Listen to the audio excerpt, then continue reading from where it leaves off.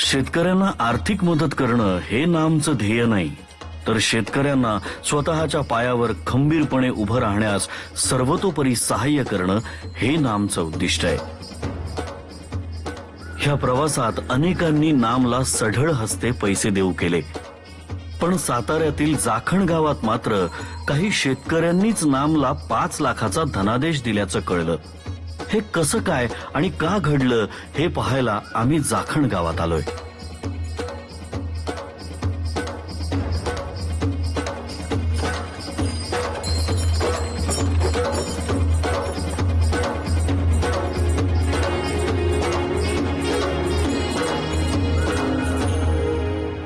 ह्याच क्षेत्रामध्ये नाना पाटेकरांनी ड्रिपचं उद्घाटन केलं आणि खऱ्या अर्थानं आमचं पाणी बचतीचं तंत्रज्ञान त्यांनी ह्या इथं घालून दिलं आणि तेव्हापासून ह्या गावामध्ये 80% ड्रिप आता चालू आहे. ठिबक सिंचनाचा एक प्रयोग नाम फाउंडेशनच्या वतीनं आपण केला. त्यामागे भूमिका अशी होती, खरं तर ही कल्पना पाटेकरांची होती, की अशा पद्धतीनं एका गावातल्या समजा काही शेतकऱ्यांना एकत्र केलं आणि त्यांची एकच एकर जमीन घेतली आणि त्याला आपण जर ठिबक सिंचन करून दिलं तर त्यातनं एक तर पाण्याचं नियोजन फार चांगल्या पद्धतीनं करता येईल. बऱ्याचदा काय होतं, पाणी चांगलं आलं की त्याचं नियोजन आणि त्याचा वापर याचं योग्य समन्वय साधणं गरजेचं असतं. बऱ्याचदा आपल्याला पाणी आहे म्हणून पिकांना भसाभस पाणी दिलं जातं, अशाही पद्धतीचं किंवा पाण्याचं नियोजन थोडक्यात आपल्याला व्यवस्थित करता येईल का, म्हणून ठिबक सिंचनाचा एक प्रयोग आपण 3 ठिकाणी केला. 50 शेतकऱ्यांचं क्लस्टर, त्यांची 1 एकर जमीन. पश्चिम महाराष्ट्रामध्ये मानखटाव तालुक्यात जाखण गाव असेल, मराठवाड्यामध्ये जालना जिल्ह्यातलं जाफराबाद तालुक्यातलं अकोले देव नावाचं गाव असेल किंवा परभणीमध्ये झरी नावाचं गाव असेल. तर ह्या गावांमध्ये आपण ते 50 शेतकऱ्यांचं क्लस्टर करून 50 एकरामध्ये त्यांना ठिबक सिंचन लावून दिलं ना आमच्या वतीने. त्यावेळी शब्द दिला होता की ह्याचं येणार अनुदान आम्ही रिटर्न नाम फाउंडेशनला करणार आहोत. आजच आम्ही मकरंद अनासपुरे साहेबांना ह्याचं येणार आलेलं अनुदान आम्ही 5 लाखाचा चेक गावच्या वतीनं आम्ही आज सुपूर्द करणार आहोत. जाखण गावला ज्यावेळी आपण या ड्रीप साठी पैसे दिले आणि ते ड्रीप लावून दिलं, त्यानंतर सरकारची सबसिडी पण शेतकरी बांधवांना मिळते ठिबक सिंचनासाठीची. तर जाखण गावच्या शेतकऱ्यांनी असं ठरवलं की ही सबसिडी आपल्याला मिळाली की ही आपण अशीच्या अशी नाम फाउंडेशनला आपण देणगी म्हणून परत दिली पाहिजे, कारण नामने आपल्याला हे ठिबक लावून दिलेलं आहे, त्यामध्ये आपले पैसे गेलेले. कारण त्यांनी जे आमच्यावरती फार मोठा नाम फाउंडेशन विश्वास टाकलेला आहे, त्या विश्वासाला पात्र होण्यासाठी आम्ही हा उपक्रम राबवणार आहोत.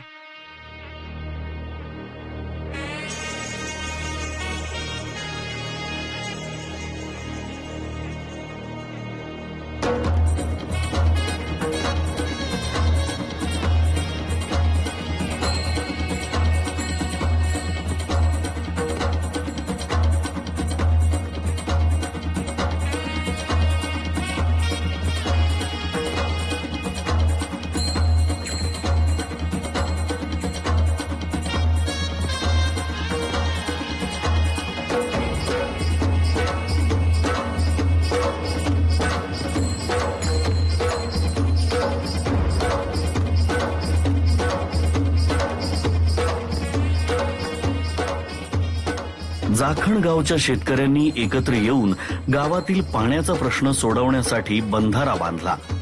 त्यामुळे पिण्याच्या पाण्याचा प्रश्न तर सुटला, परंतु अडवलेल्या पाण्याचं योग्य नियोजन करून कमीत कमी पाण्यामध्ये जास्तीत जास्त उत्पादन कसं घेता येईल हा पेच मात्र त्यांच्या समोर होताच.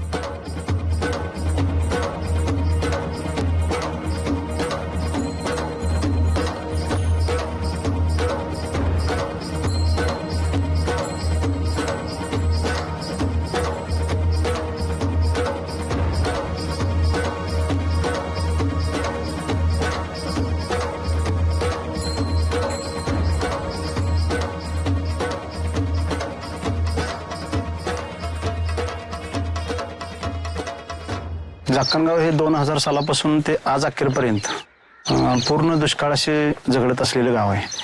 म्हणजे 2010 साली टँकर मुक्त गाव झालं. म्हणजे 2000 ते 2010 सालापर्यंत पूर्ण गावाला टँकर होता. या ठिकाणी येऊन पाण्यासंदर्भातली जी काही जनजागृती केली आणि त्याच्यानंतर आम्हाला पाण्याचं खऱ्या अर्थानं महत्त्व कळालं. पण महत्त्व कळल्यानंतर पण शेतीसाठी आणि पिण्यासाठी पाणी दोन्ही तितक्याच मोठ्या गरजा आमच्या जवळ होत्या. मग कुठली गोष्ट पहिल्यांदा पूर्ण करायची म्हणून आम्ही पिण्याच्या पाण्यासाठी फार मोठी धडपड केली सर. त्याच्यानंतर शेतीच्या पाण्यामध्ये ज्यावेळेला पाणी थोडं थोडं उपलब्ध व्हायला लागलं त्यावेळेला आम्ही पाटपाण्यानं पाणी द्यायचो. पण पाटपाण्यानं पाणी द्यायची परिस्थितीला यायचं की आमचे एक नाही तर 2 सऱ्याच कडावर यायच्या आणि पाणी संपायचं. त्यामुळे आमचं बागायती उन्हाळ्यामध्ये किंवा पावसाळ्यामध्ये कुठल्याही प्रकारामध्ये काही व्हायचं नाही. नामच्या माध्यमातून जे आम्हाला 50 एकराचं ड्रीप मिळालं ते पूर्ण दुष्काळावरती मात करत असताना पाणी अडवण्याचं काम आम्ही केलं, पण पाणी बचतीचं काम करता येत नव्हतं.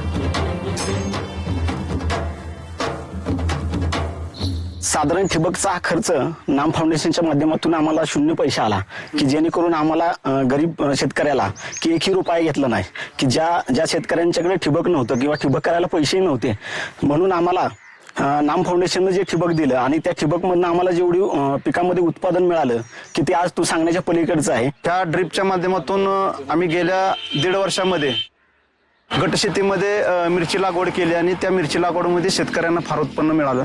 त्याच्यामध्ये आज मी तिला सुद्धा हे तुम्ही जे बघत आहात मागे काही आल्याचं उत्पन्न काढणारे शेतकरी आहेत की 2013-14 मध्ये 3 ते 4 शेतकरी साधारण 1 कोटीपर्यंत उत्पन्न घेणारे निघाले.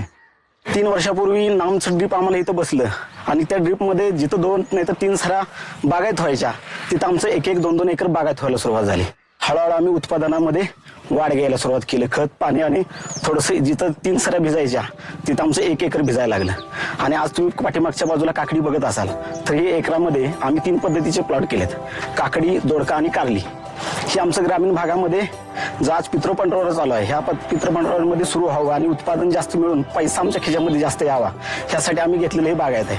आज एकाड एक दिवस जवळजवळ 1 ते 2 टनाचे आम्हाला काकडीचं उत्पादन मिळतं, 15 ते 20 कॅरेट कारलीचं उत्पादन मिळतं, त्याचबरोबर दोडक्याचंही त्याच पद्धतीने मिळतं. म्हणजे आमच्या खिशामध्ये पैसाही आला, त्याचबरोबर पाणी अडवण्याची एक आमच्या मनामध्ये जिद्द आली. म्हणजे ठिबकमुळे जे आमच्यामध्ये परिवर्तन झालं ते फार मोठ्या प्रमाणामध्ये झालं. त्यामुळे इथला दुष्काळी पट्ट्यातला जो तरुण आहे तो तरुण ह्याच गावामध्ये राहायला लागला, इथंच पाणी अडवायला लागला आणि ह्याच पाण्याच्या माध्यमातून परत एकदा शेती फुलवायला लागला.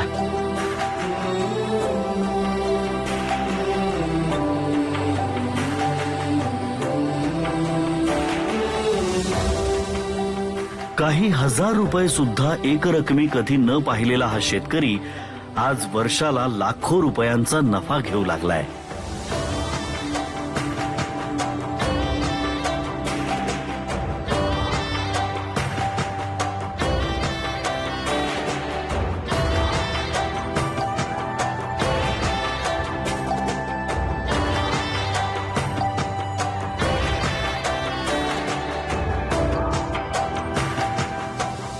मला नाम फाउंडेशनने 1 एकरचं ठिबक दिलंय.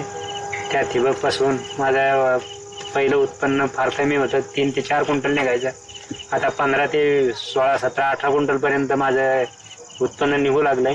1 एकरामुळं आम्ही त्याच्यानंतर स्वतः आमच्या पदानं आम्ही 4-4 एकराचं ठिबक केलं आणि याच्यातून आम्हाला खूप मोठा असा फायदा झालेला आहे.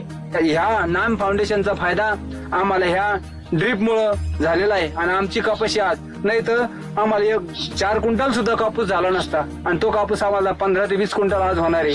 आणि ह्याच ड्रीपच्या माध्यमातून खरोखर शेतकऱ्यांना खताचं नियोजन करता आलं, औषधाचं नियोजन करता आलं. कारण ठिबक लावल्यामुळं संपूर्ण शेताला एकसारखं पाणी दिलं जातं, संपूर्ण प्लॅनला एकसारखं खत दिलं जातं. नाम फाउंडेशननं एक सवय लावली.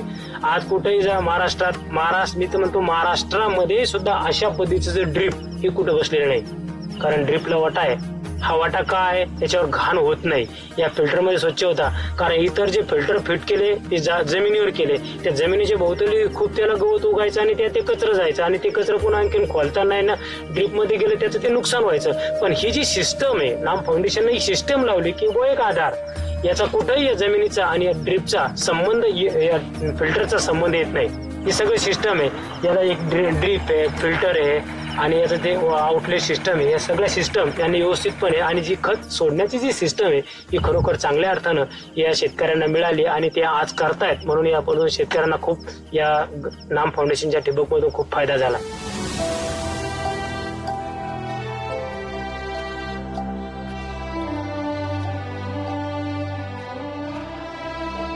पहिली माझी विहीर आहे, त्याच्यामध्ये पहिले विहिरीला पाणी फक्त 4-5 फूट यायचं होतं.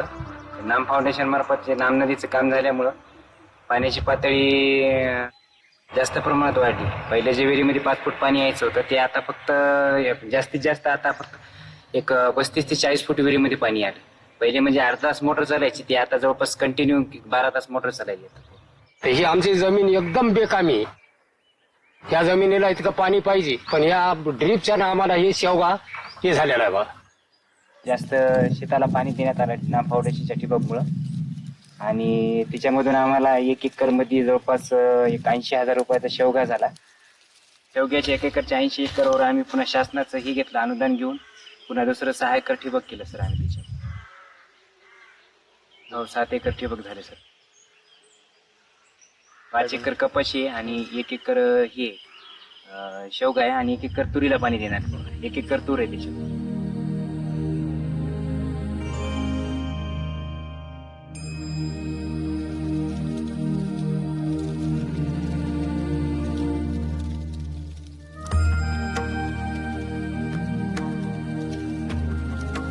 आज ठिबक सिंचनाच्या वापरामुळे ह्या 150 शेतकऱ्यांचं उत्पन्न काही पटींनी वाढलंय.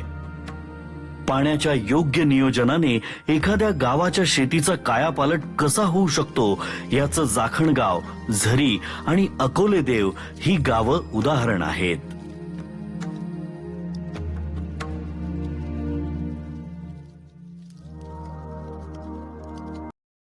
आधुनिक सिंचन पद्धत ही अवलंबली पाहिजे.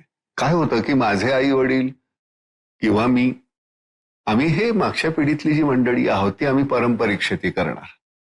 पारंपरिक शेती करत राहिलो तर ती आपल्याला फायदेशीर नाही होत आहे. आता तुम्हाला नवीन पद्धत ही अवलंबावी लागणारच, आणि हे ठिबक सिंचन हे फार महत्वाचं आहे. तुम्ही 2-3 पिकं घेऊ शकता. म्हणजे काही ठिकाणी तर असं आहे की आपण ह्या पद्धतीचा अवलंब केल्यानंतर 3 ते 4 पिकं घेण्यात आलेली आहे, आणि हा एकदा अनुभव आल्यानंतर ते एकाने केल्यानंतर दुसऱ्याने केल्यानंतर तिसरा ते करायला लागतो. प्रत्येक ठिकाणी ते तसं क्लस्टर निर्माण करणं फार महत्वाचं आहे की एक हा इथे ग्रुप झाला, तिथे ग्रुप झाला, तिथे ग्रुप झाला. पण मला असं वाटतं की ठिबक सिंचन हा फार महत्वाचा मुद्दा आहे, आणि तो आपण अंगीकारला तर खूप काहीतरी करता येईल. जे आज 2 पिकं घेता येत असतील किंवा 1 पीक घेतो आपण, त्या ठिकाणी 3 ते 4 पिकं घेता येतील. पाण्याचा अभाव आणि रासायनिक खतांचा अतिवापर ही देशातल्या शेतीसमोरील सगळ्यात मोठी आव्हानं. आधुनिक सिंचन पद्धतीमुळे पाण्याचं योग्य नियोजन शक्य झालं. रासायनिक खतांच्या अतिवापराला एका सक्षम पर्यायाची गरज आहे. तो पूर्वीपासूनच आपल्याकडे उपलब्ध आहे. सकाळी उठल्यापासून ते संध्याकाळी झोपेपर्यंत सगळं पूर्ण आपल्या शरीरामध्ये केमिकलच घेतो. इनपुट सगळं केमिकल आहे आणि त्याचे साईड इफेक्ट नंतर मग आपल्याला हळूहळू पाहायला भेटतात. त्याच्यामुळे ते आम्ही म्हणलं की थोडंसं ऑर्गॅनिक केल्यानंतर जे माणसाच्या जे शरीर आणि पुढची जी पिढी आहे त्याच्यावर हे परिणाम होऊ नये यासाठी आम्ही सेंद्रिय बनवतो. माझे कापूस आहे, इथं बाजरी, पलीकडे मूग होता, उडीद होता आणि हे भुईमुग आहे. ह्याच्यावर कोणताही पेस्टिसाइड फवारलेलं नाही, म्हणजे दुकानावरून कोणतं आणलेलं नाही, काही नाही. फक्त मी घरीच बनवतोय पूर्ण. आणि हे गवत पाहताय तुम्ही. आता काही शेतकरी गवत युरिया टाकल्याशिवाय गवत येतच नाही, पण माझ्याकडे फक्त जीवामृत आहे. एक तर कुठं पण उकरून पाहायचं, पूर्ण गांडूळ पाहायला भेटतात.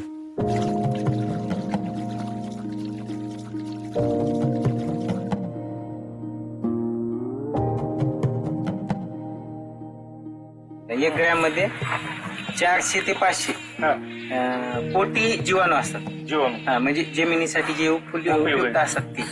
आणि जीवामृत बनवण्यामागे काय आहे माहिती का, ह्याच्यामध्ये जे टाकल्यानंतर त्याचं ढवळल्यानंतर प्रत्येक सेकंदाला त्याचे 4 पट वाढत चालते.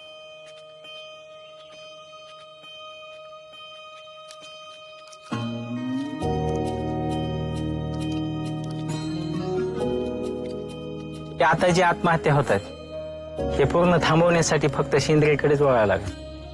आणि जोपर्यंत माझा शेतकरी सेंद्रियकडे वळत नाही तोपर्यंत त्याची आर्थिक परिस्थिती आणि स्वतःच नाव आणि पुढची जी भावी पिढी त्यांच्यासाठी काहीतरी जमीन जिवंत ठेवण्याचं काम फक्त सेंद्रिय करतो आणि ती शाश्वत आहे. त्याच्याशिवाय पर्याय नाही. खर्च आता 100 रुपये टाकल्यानंतर 50 ते 60 रुपये आउटपुट भेटतं. सेंद्रियमध्ये तसे नाही. सेंद्रियमध्ये कसं आहे, 50 रुपये टाकले 60 रुपये येतातच. नाम फाउंडेशनने पुढचं काम केलं. आम्हाला म्हणजे वेगळं व्यासपीठ निर्माण करून दिलं आणि आमची वेगळी म्हणजे ओळख निर्माण करण्याचं काम फक्त नाम फाउंडेशनने केलं. शेतकऱ्यांच्या समोरील प्रश्न आणि त्यावर कधी न मिळणारी उत्तरं तर कधी आजच्यासारखी दिसलेली सकारात्मक बाजू, ह्या सगळ्यावर नवनवीन उपाय शोधून भविष्यात ते प्रश्नच उरू नयेत यासाठी प्रयत्न करतानाच जे घडून गेलंय त्याची सावली मागे उरलेली दिसते आणि एक वेगळाच पेच उभा राहतो. ह्या भविष्याचं काय?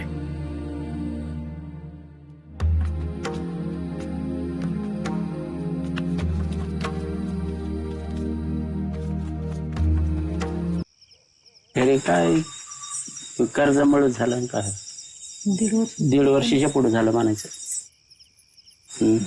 घरामध्ये गावामध्ये आणि सून माहेर गेलेली होती. नाही आम्ही इथं राहिलो होतो. ते दोघं पण तिथं राहत होते ना घरी. इथून जेवून गेल्यानंतर संध्याकाळच्या त्यांनी केलं काम तिथं घरी झोपायला जायचे. सुनेने पण तसंच केलं. काय तिला वाटलं आता हे पैसे कशाने मिटायचे काय करायचंय. त्या पंचायतीतच तिने ते करून घेतलं. व्यवस्थित होती पण ते आता कर्ज झाल्याच्या ओघाने म्हणायची लेकरं कसं काय करायचं, मी कर्ज कसं फेडायचं. तर मुलाची आठवण आली तरी काय करायचं, हे लेकरं सांभाळायचे. मुलं तुमच्यापाशी असतात? हो. शाळेत पाठवलेले ना तुम्ही? इथल्या गावातल्या शाळेत काकाकडे घातले होते पण तिथं संध्याकाळच्या सुविधामुळे राहणार ते त्याच्यामुळे वापस आणले मी. आई वडिलाचे तुटले ना मग ते राहणार तिथं. मग संध्याकाळच्या पुरतेच बाकी मग मी घेऊन जीव लावायचे पण आता हे राहणारच तर काय करावं.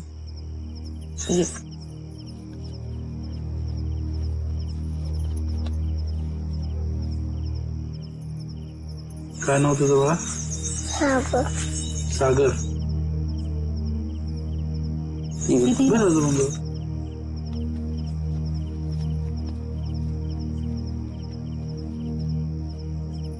नाव सांग. नाव सांग.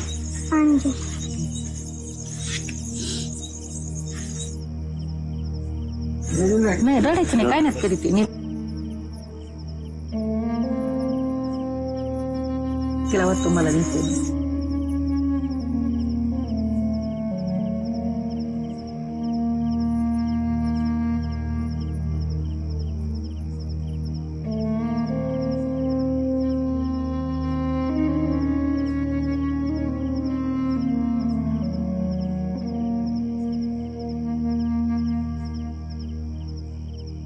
कसला भागात खर्च काहीतरी करावंच लागत मजुरी वाढतोय. आता काय शाळेमध्ये पुस्तकं मोफत भेटतात, जेवण एका टायमाला भेटतात. 2 टायमात जेवणाचं आम्ही भाग घेतो.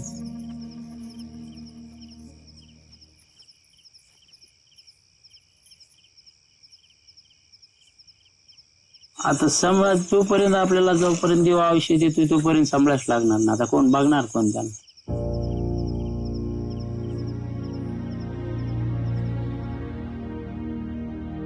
कोण बघणार या मुलांना? हे या देशाचं भविष्य आहे आणि आपली जबाबदारी सुद्धा.